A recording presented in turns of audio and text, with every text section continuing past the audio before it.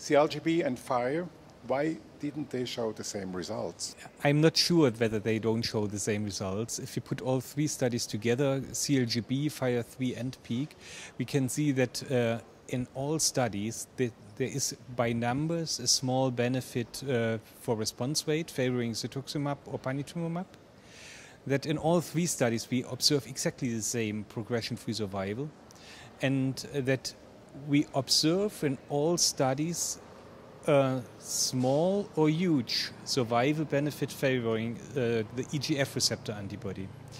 So the difference between the studies is that this difference in overall survival is huge and statistically significant in the Fire 3 and the PEAK study. Both together are 900 patients, and that this survival benefit is small and statistically not significant in the a little bit more than 1,000 patients from the CALGB study. So although the size of both groups, the Fire 3 and PEAK and the CALGB study, are more or less comparable, and what we can discuss is rather the extent or the magnitude of the benefit.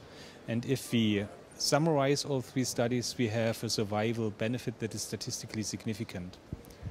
Did the two studies change patient management, and when, how? Yes.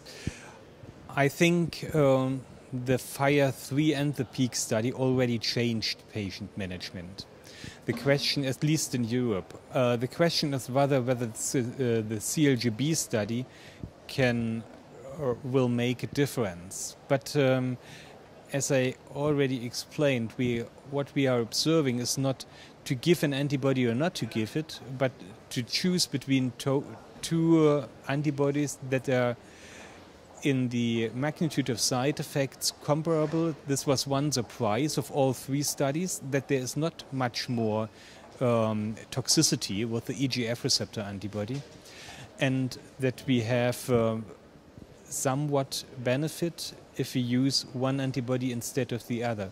So of course it might be not completely wrong to give an VEGF antibody, but the question is why, if we have a trend or a statistically significant benefit for the EGF receptor antibodies.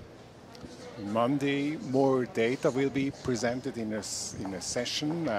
What do you expect from this session?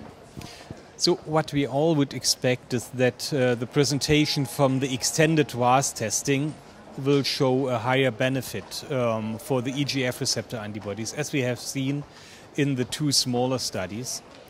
And it would be a surprise if it could not be shown in the CALGB study. We have to wait how many samples could be analyzed.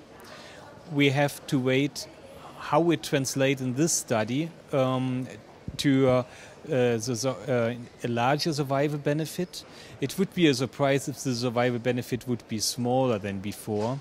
And independently, we have in Europe another label. It's RAS testing and not KRAS exon 2 anymore.